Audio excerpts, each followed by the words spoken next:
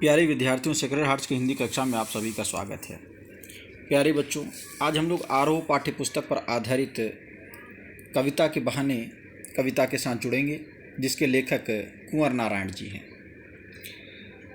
कवि कुंवर नारायण ने इस कविता में कविता की व्यापकता को दर्शाया है। चिड़िया की उड़ान, फूलों की मुस्कान और बच्चों की क्रीड़ा कविता के प्रतिपाद्य हैं। परंतु जहाँ सबकी अपनी सीमा है, वहीं बच्चे की सामर्थ्य की तरह कविता में असीम संभावनाएं हैं। जहाँ कहीं रचनात्मक ऊर्जा होगी, वहाँ सीमाओं के बंधन खुद ब खुद टूट जाते हैं। कविता के बहाने यह एक यात्रा है, चिड़िया फूल से लेकर बच्चे तक की। कविता के बहाने कविता एक उड़ान है, चिड़िया के बहाने कविता की उड़ान भला चिड़िया क्या जाने। बाहर भीतर इस घर उस घर, कविता के पंख लगा उड़ने के माने, चिड़िया क्या जाने। प्रस्तुत काव्यांश में कवि ने कविता की तुलना चिड़िया की उड़ान से की है। कविता एक उड़ान है, चिड़िया के बहाने कविता की उड़ान भला चिड़िया क्या जाने। कवि कहता है, कविता चिड़िया की उड़ान को देखकर नई नई कल्पनाएं प्रस्तुत करती है। वह स्वयं भी उड़ान भरती है। उसमें नए नए भाव, नए नए रंग, नए नए विचार आते हैं। कविता की उड़ान इतनी ऊंची होती है कि बेचारी चिड़िया उसका ओर छोर नहीं जान पाती। कविता का विस्तार चिड़िया की समझ से परे है। बाहर भीतर इस घर उस घर, कविता के पंख लगा उड़ने के माने, चिड़िया क्या जाने। कविता न केवल घर के भीतर होने वाली गतिविधियों पर लिखी जाती है, बल्कि बाहर के संसार को भी व्यक्त करती है। वह कभी इस घर के बारे में लिखी जाती है तो कभी उस घर के बारे में। आशय यह है कि कविता में घर घर की कहानी वर्णित होती है। कविता किस प्रकार कल्पना के पंख लगाकर सब जगह घूम जाती है, यह उस बेचारी चिड़िया की समझ से परे है। आशय यह है कि प्रकृति ससीम है, किंतु कविता का क्षेत्र अनंत है। आइए अब इन पंक्तियों में काव्य सौंदर्य देखते हैं। कविता की अपार संभावनाओं को बताया गया है। सरल एवं सहज खड़ी बोली में सशक्त अभिव्यक्ति है। चिड़िया क्या जाने में प्रश्न अलंकार है। कविता का मानवीकरण किया गया है। कविता एक खिलना है, फूलों के बहाने कविता का खिलना भला फूल क्या जाने।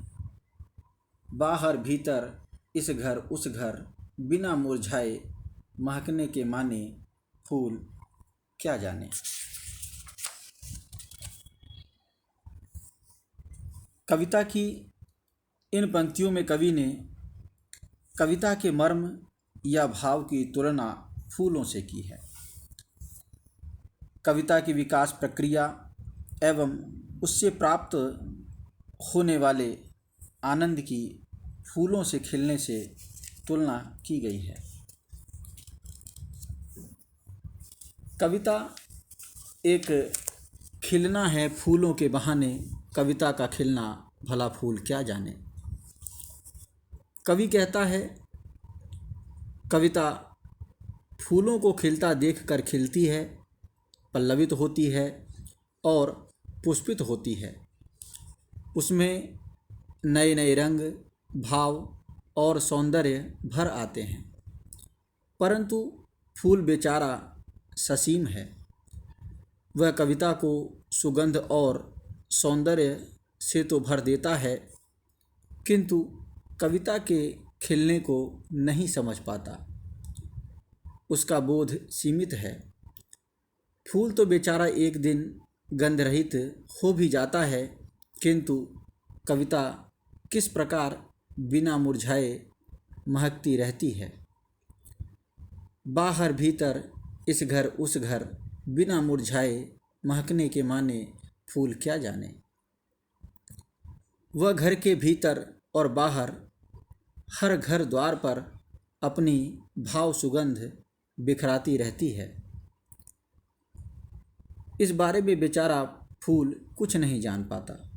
वह तो बस सुगंध से भरना और फिर एक दिन झड़ जाना, इतना ही जानता है। आइए अब इन पंक्तियों में काव्य सौंदर्य देखते हैं। कविता व फूल की तुलना मनोरम है। सरल एवं सहज खड़ी बोली भावानुकूल है। मुरझाए महकने में अनुप्रास अलंकार तथा फूल क्या जाने में प्रश्न अलंकार है। कविता एक खेल है बच्चों के बहाने। बाहर भीतर यह घर वह घर, सब घर एक कर देने के माने बच्चा ही जाने।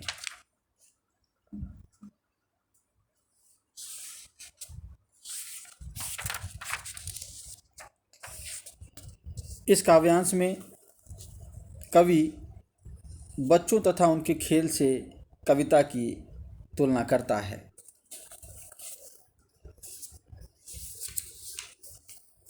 कवि कहता है,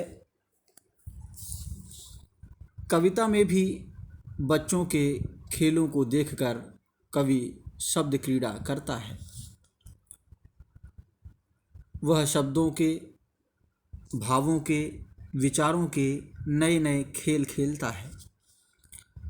जिस प्रकार बच्चे खेल खेलते हुए कभी घर में जाते हैं, कभी बाहर भागते हैं, वे इस उस सभी घरों में समान रूप से खेल खेलते हैं। उनके मन में अपने पराये का भेदभाव नहीं रहता। वे खेल खेल में सभी को अपना बना लेते हैं। वे सब घरों को एक करके क्या कहना चाहते हैं, यह तो बच्चे ही जानते हैं। उन्हीं बच्चों के अनुसार कवि कर्म भी एक खेल है, शब्दों का खेल। कवि शब्दों के माध्यम से अपने मन के, बाहरी संसार के, अपनों के, परायों के, सब घरों के मनोभावों को वाणी देता है। वह सबको समान मानकर उनकी भावनाओं को व्यक्त करता है। आइए इन पंक्तियों में काव्य सौंदर्य देखते हैं। कविता की रचनात्मक व्यापकता को प्रकट किया गया है। बच्चों व कवियों में समानता दर्शाई गई है। बच्चा ही जाने पंक्ति से बाल मन की सरलता की अभिव्यक्ति होती है। बच्चों के बहाने में अनुप्रास अलंकार है। साहित्यिक खड़ी बोली है। धन्यवाद।